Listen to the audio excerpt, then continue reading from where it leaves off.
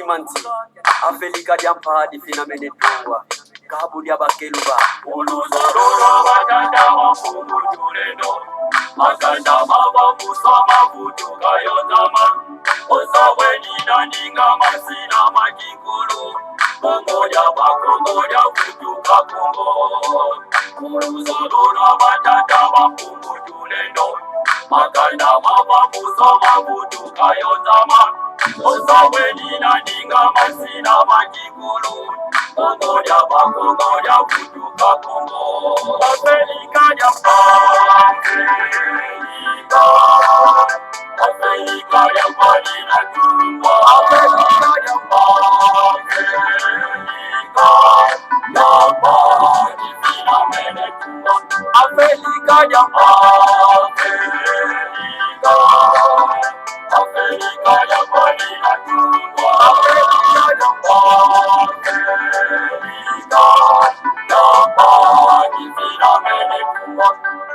Efiyambaya mbita ketimana kukongo Chipanza kya kongo yekibuka kya timanti Efiyambaya mbita ketimana kukongo Kongo ya bakongo ya futuka kongo Efiyambaya mbita ketimana kukongo Chipanza kya kongo yekibuka kya timanti Efiyambaya mbita ketimana kukongo Kongo ya bakongo ya futuka kongo Afrika diampa Afrika diampa nina tungwa Afrika diampa Diampa di finamene tungwa Afrika diampa Afrika diampa nina tungwa Afrika diampa Diampa di finamene tungwa Zaku-zakuna tatu zanzo sina katulwa Uluzololwa batanda mapungu tuleno Siku mia zone za kwanza zinatungwa Yevuka na ukivuka jatimati Zaku-zakuna tatu zanzo sina katulwa Uluzololwa batanda mapungu tuleno Siku mia zone za kwanza zinatungwa Yevuka na ukivuka jatimati Afrika diampa Afrika diampa nina tungwa Afrika diampa Diampa di finamene tungwa Afrika diampa Afrika diampa nina tungwa Afrika diampa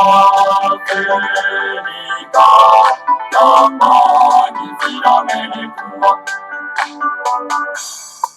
Siku mia zone za kwanza zinatungwa Kongo kwibaka ngubengela kuvanguza mi Oyo makatanga kivuku bangi chwapa Kasaimu kivuka kya timanti Siku mia zone za kwanza zinatungwa Kongo kwibaka ngubengela kuvanguza mi Oyo makatanga kivuku bangi chwapa Kasaimu kivuka kya timanti Afrika diampa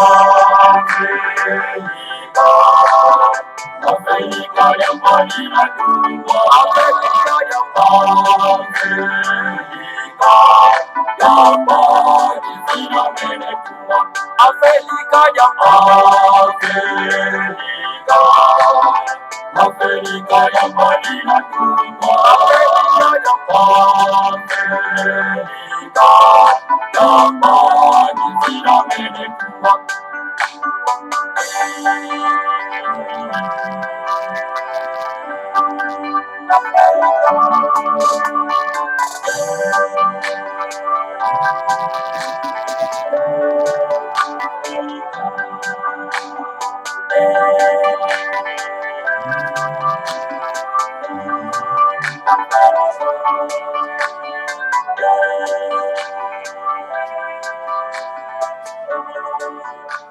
Matondo mingi bama batata bandeko balandi ya Congo Bololo biso wana toye en tout cas na après-midi à lelo bama batata bandeko parce que l'heure est très grave. L'heure est trop grave bama batata bandeko balandi ya Congo Bololo donc toye lisusu na pokwa na lelo pona ete tokoka solo pena bon mesano kopesa bino basango ya pumbu c'est-à-dire basango ya Kinshasa bama batata bandeko balandi ya Congo Bololo. Lelo ezali ya solo mokolo ma dimanche, mokolo ma lomingo, mokolo mwa zomi na mibale ya sanza ya mine, mobo ya koto mibale na tuku mibale, tokomi bongo na ngonga ya zomi na motoba, na miniti motoba, lingi koloba ngonga ya mine, na miniti motoba ya sima ya nzanga. Topesi bino banso ba yenge, bambote pe balosako na bino banso, bama batata bandeko, balandi ya Congo Bololo, ezali wa bino molobeli, mbuta bopele bobala, elingi koloba, malamu koloba. En tout cas, bama batata bandeko balandi ya Congo Bololo, l'air est grave ndenge na oti koloba na bino awa bama batata bandeko effectivement l'air est grave. Alors année 2020 ezali année ya mbongwana bama batata bandeko balandi ya Congo Bololo parce que ba étranger oyo baye na mutu na mboka na biso ya bana somi ya mboka ya Congo balingi ko lâcher prise te. Alors tellement que baye kokuta solo pena ba miel na kati ya mboka balingi ba lâcher prise te bama tata bandeko. Tellement que bakuti biso tozali on dirait que moi ba bololé na bin ba ya bango je veux dire donc balingi ko lâcher prise te bama tata bandeko balandi ya Congo Bololo. Alors donc ba imboka l'air est venu. L'air est commis bama tata bandeko tokoka ko silana na bato yo bama tata bandeko balandi ya Congo Bololo. Information na kopesa bino en tout cas d'urgence édition spéciale Congo Bololo bama tata bandeko ezali solo pene information uti na pumbu bama tata bandeko bana lisanga antimata a partir ya mokolo malobi ya lundi bama tata bandeko ezali donc jour ya soulèvement populaire bama tata bandeko epa wapi to koya ko se découdre une fois pour toutes na bapaya oyo balingi ko lâcher prise te bama batata bandeko balandi ya Congo Bololo. Les messages outi na pumbu et par le grand maître Nemanda Semi, donc le leader charismatique ya race Bantu a sengi na baimboka a partir mokolo malobi tokoka solo pena en tout cas ko telema pona ete to bengana bapaya oyo baye solo pena en tout cas ko nyokolo bakolo mboka na bango bama batata bandeko balandi ya Congo Bololo. Alors donc les messages et outi koko ya biso na kati na studio awa bama tata bandeko et pas wapi en tout cas les grands maîtres Remanda Semi a sengi solo pena na baimboka nyonso lobi en tout cas ezali le jour zi ya ko bengana solo pena bapaya oyo baye ko nyokolo bana somi ya mboka ya Congo. Alors na yango bama tata bandeko alors donc botelema boza kolenda pambate biliyaki bango esengeli bikoka kokoka bama batata bandeko balandi ya Congo Bololo. Po bato yo lokola bayaki na violence bakokenda na bopetete bakokenda obele na violence bama batata bandeko. Bobangi ezala te na kati na bino parce que mabele ezali ya bakoko na biso ezali ya coalition tuti te. Mabele wana ezali ni ya Hippolyte Kanambe mwana tuti Rwandais, ni ya Tambwe Mwamba mwana tuti Rwandais, ni ya Kamera mwana tuti Burundais, ni ya Rugabo ya mwana tuti Rwandais, ni ya Jeannette Kanambe ya mwana tuti Rwandaise, ni ya Zoé Kanambe mwana tuti Rwandaise, ni ya Rubewa mwana tuti Rwandais bama batata bandeko ezali mabele ya bana somi ya mboka ya Congo. Alors ko telema pona ko défendre yango ezali droit ya biso nyonso bama batata bandeko esengeli ko telema pona ko défendre yango avec bopikiriki bama batata bandeko ya Congo Bololo. Alors voilà ba élément terroriste ya Hippolyte Kanambe mwana tuti Rwandais mopaya. Donc bazui mokano était lobby bako wakomema ba élément terroriste na bango bakenda ko déloger les grands maîtres de Remanda Semi na palais royal na ndako ya bakoko na ye. Alors l'air est très grave et sengeli mobilisation tout azimut ya baimbo kanyo surtout et sengeli to sila na bato yo lobby to sila na bango bama batata bandeko baza na monopole ya force te na kati ya mboka na biso pona ete bakwa ko chosifie bandeko na biso na kati ya mabele ya bakoko na bango. L'air est grave. Alors donc tokosenga na baimboka nyonso tu tokoka kotelema tobenga na bato oyo bazonga na bamboka na bango. Biliaki bango bikoki bamama batata bandeko esengeli bazonga na mboka na bango bamama batata bandeko. Alors yango wana en tout cas mwana nyonso tu ya somi ya mboka ya Congo oyo azali na esprit patriotique pur et dur lobi ezali le jour zi. Lobi ezali le jour zi ya kosilana na bato oyo bamama batata bandeko. Baumeli pe mingi na kati ya mboka na biso. Babomi pe mingi na kati ya mboka na biso. Batie pe bato na baforce commune 3 bamama batata bandeko. L'air ekomi ya kobenga na bango bamama batata bandeko. Boya bibino moko bamama batata bandeko. Tambe Mwamba oyo azali un tuti rwandais aza ko se préparer pour akoma président de la République na kati ya mboka. C'est ça le plan oyo basi babongisi yango bamama batata bandeko. Toyebisaki bino ete arrestation ya Kamer ezali tout simplement mascarade oyo eza ko cacher la forêt bamama batata bandeko balandi ya Congo Bololo. Alors donc esengeli tobimisa yango na mpwasa toza kobimisa yango na mpwasa. Tozwi message ya bamama batata bandeko na kotangela bino message oyo pa wapi Tambwe Mwamba azali ko déclarer. Tambwe Mwamba dit ceci. Tambwe Mwamba dit, Tambwe Mwamba annonce qu'il sera bientôt président de la République de la République démocratique du Congo. Donc, Tambwe Mwamba, il vient de faire cette déclaration. Je serai bientôt le président de la République démocratique du Congo après la mise en accusation de M. Félix Tshisekedi par le Congrès pour la haute trahison. Je ne serai que président de la transition jusqu'à ce que la culpabilité de Félix Tshisekedi soit établie par les cours et tribunaux. La raison qui pousse à la destitution de Félix est le fait qu'il soit retrouvé dans les dossiers de détournement et des derniers publics. Donc, son directeur de cabinet a cité son nom et nous avons convoqué une réunion interinstitution importante pour voter sa mise en accusation. Donc, je veux que ce message soit partagé. Donc, voilà, bamama tata bandeko, kop na bango yo basi ba bongi saki yango longwa kala. Yango yo suka na yango yango. Yango mona ki batiaki Tambwe Mwamba, président ya Sénat, un tout Rwandais. Il doit être donc président ya Sénat na mboko ezali ya ete. Alors bazu mabundu batie ya sikoyo kuna président ya parlement. Mabundu o azali mwasi na bango ya batuchi wana bamama tata bandeko. Donc te ba généraux yo surtout ya bapaya pona ete bakoka solo pena ko contrôler ba institution. Bazui oyo nani oyo la rwandaise oyo na kombo ya Jeannette Kanambe batie ya sikoyo donc moto ya sécurité yo etali solo pena en tout cas parlement. Bama tata bateko balandi ya Congo bol. Et nyonso wana eza ko salema solo pena en tout cas na miso ya baimboka, na miso ya ba congolais de souche. Ils sont capables de dénoncer ça.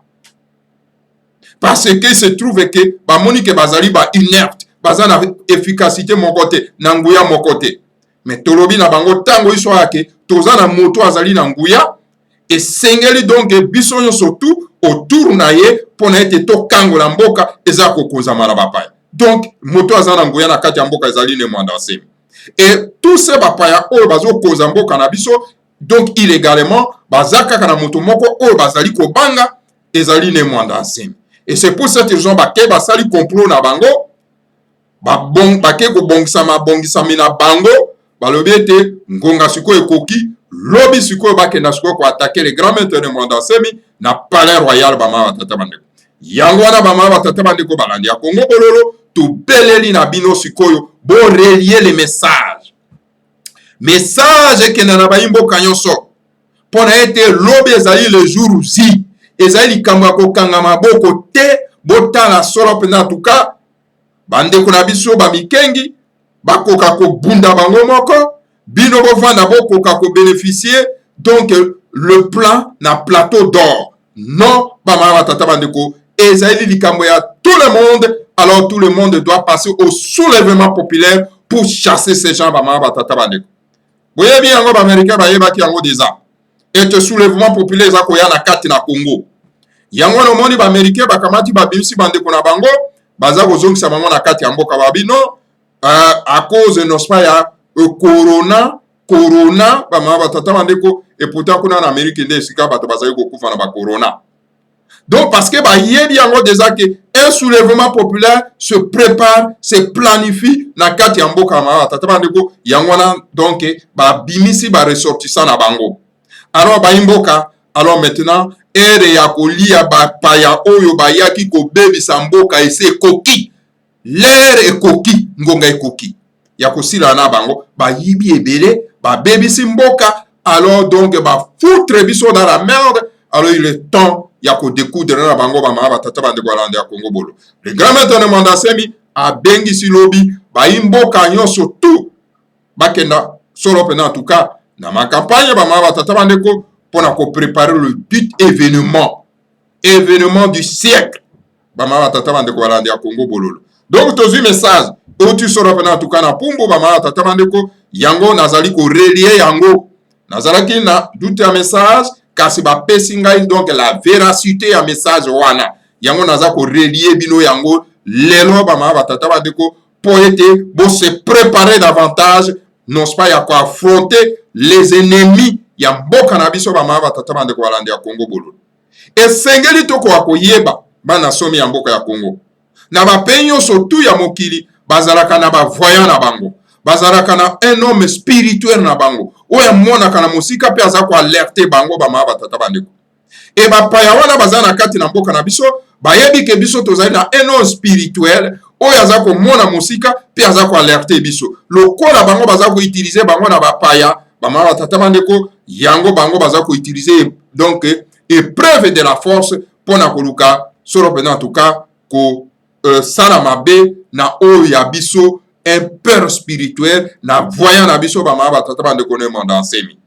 Alors donc tokopesa bango ata nzela moko te bamama batata bandeko na biso baza na diaspora, bino bato bozali solo pena kuna na Congo, bino bato bozali solo pena na Congo dia fois, Congo de Angola, Congo dia Gabon. Alors l'ère yango ekoki ngongese ekoki lero tozelaki yango yo. Alors donc to telema biso yo surtout to benga na bapaya oyo nzela na bango bakokimela ezali ebale fleuve Mwanza ezali sika bango bakokimela. Alors kuna nde dindisa bango kodindisa bango to dindisa bango na misolo bayibaki bakokendela yango te bayimevo batongaki ekobukana bamama batata bandeko balandi ya Congo bololo.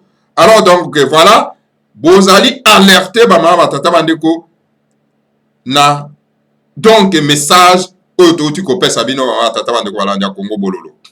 Donc voilà bamama batata bandeko plan na bango oyo baza ko préparer oyo tambo mwa maza ko s'annoncer avec orgueil et azali kokoma président de la République et que président de la République ezali pona transition pona ete akwa kozongisa Hippolyte Kanambe na kati na bokonzi na mboka na biso bamama batata bandeko ekosimba te pe kozwa elonga te. Hippolyte Kanambe c'est un tout Rwandais, il doit aller devenir président kuna na mboka na ye na Rwanda ou bien na Tanzanie place ya koli bamama batata bandeko balandi ya Congo bololo.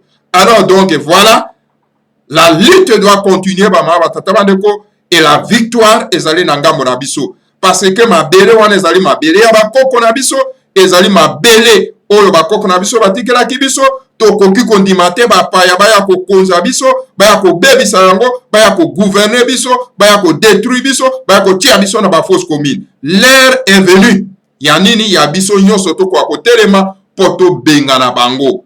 Alors donc mokonzi apesi mot d'ordre esengeli to sa mot d'ordre apesi. Alors donc biso baso lobi bamama batata bandeko, et d'ailleurs ko bana même na poko na lelo bamama batata bandeko, tout le monde azala afflué solo pena na palais royal bamama batata bandeko balandi ya Congo bololo. Donc révolution eko banda lobi na Kinshasa ti kino na mwanda. Alors donc bana somi ya mboka ya Congo ngonga yango tozeraki mpo na libération esili ekomi bamama batata bandeko balandi ya Congo bololo bapaya oyo bayokoli bino ngonga ese ekoki mpo na ete tosukisa solo mpena monyokoli oyo bango baye konyokola biso na mabele ya bakoko na biso. Eza mabele na bango te, ezali mabele na biso kodefendre yango ezali le droit légitime ya chaque Congolais s'il vous plaît. Debout bana somi ya mboka ya Congo, debout bana somi ya mboka ya Congo, l'heure est grave, l'heure est grave. Alors donc adieu bapaya oyo bayaki konyokola biso na kati na mboka. Alors voilà bamama batata bandeko édition spéciale Congo bololo oyo nayaki ko relier bino solo pena en tout cas na poko na lelo bo relier message oyo na baimboka nyonso tu bo kabola message oyo na baimboka nyonso tu bo partager yango bamama batata bandeko po ete baimboka bako kozala au courant na maye oyo événement oyo ekosalema mokolo malobi bamama batata bandeko balandi ya Congo bololo. Donc nous sommes là pour vous informer, alors soyez informés à temps. Bamama batata bandeko balandi ya Congo bololo. Soki biso moko tosali te banani bakosala na place na biso. Soki biso moko tobundi te banani bakobunda na place na biso. Esengeli biso nyonso tokoka ko se concerter po tobunda po tobikisa ekolo. La patrie ou la mort, nous vaincrons. Bamama batata bandeko balandi ya Congo bololo. Bapaya bakoki koya jamais kolonga biso na mabele ya bakoko na biso bamama batata bandeko pamba te ezali mabele ya bakoko na biso. Tango totelemi bakoko na biso bakotelema elongo na biso. Alors donc toko bute bapaya oyo libanda ya mboka na biso parce que eza mabele na bango te.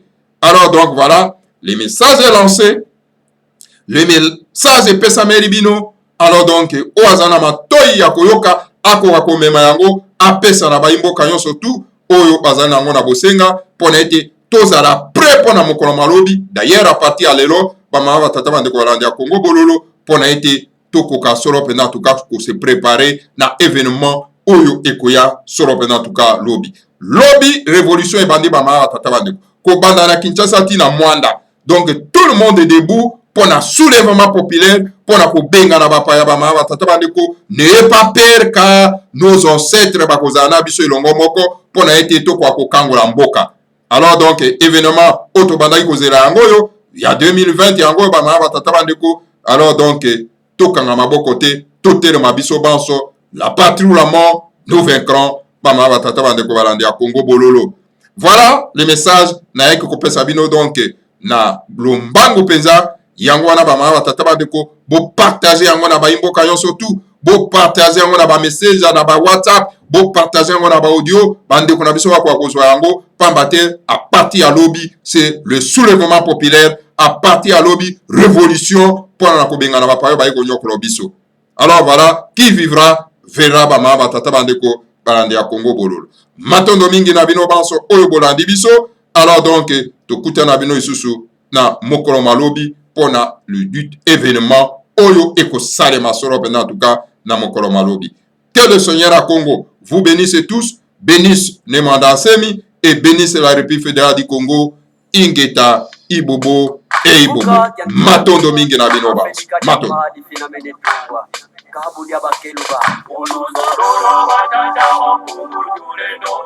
Makanda mabamusa mavutuka yotama osawenina ninga masina makikulu kongoja bakongoja kutuka kongo uruzolora batata mapumutuleno makanda mabamusa mavutuka yotama osawenina ninga masina makikulu kongoja bakongoja kutuka kongo Afrika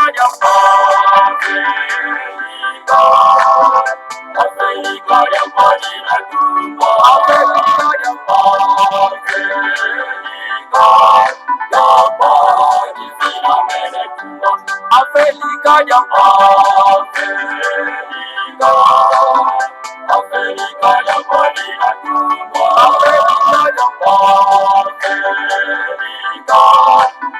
mbali finamene tumbo Efi ambayo mitatetima na kukongo Ipanza kya Kongo yekibuka kya timati Devi Empire Mita Ketimana Kongo, Kongo Yaba Kongo Yavutuka Kongo.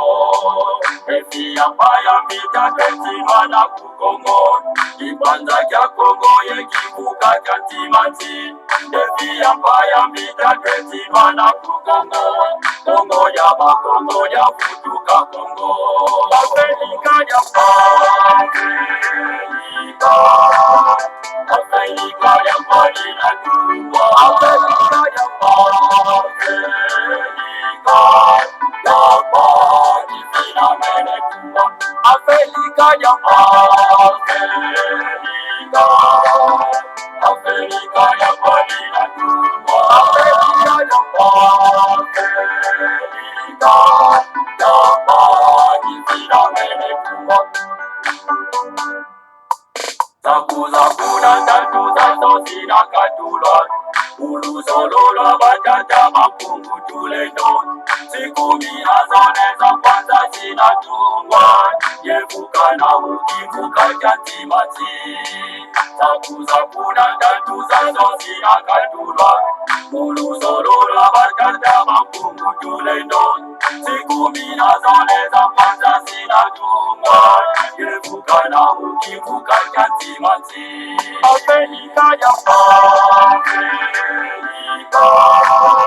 Afrika ya mbali na tumbo Afrika ya mbali vina mene tumbo Afrika ya Afrika ya mbali na tumbo Afrika ya mbali vina mene tumbo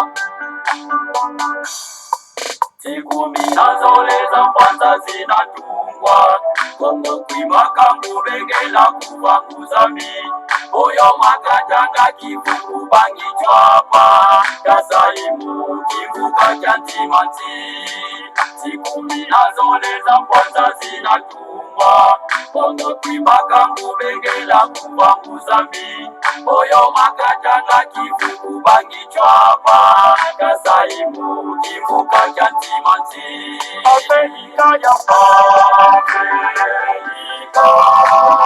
Afrika ya mbali na tumbo Afrika ya mbali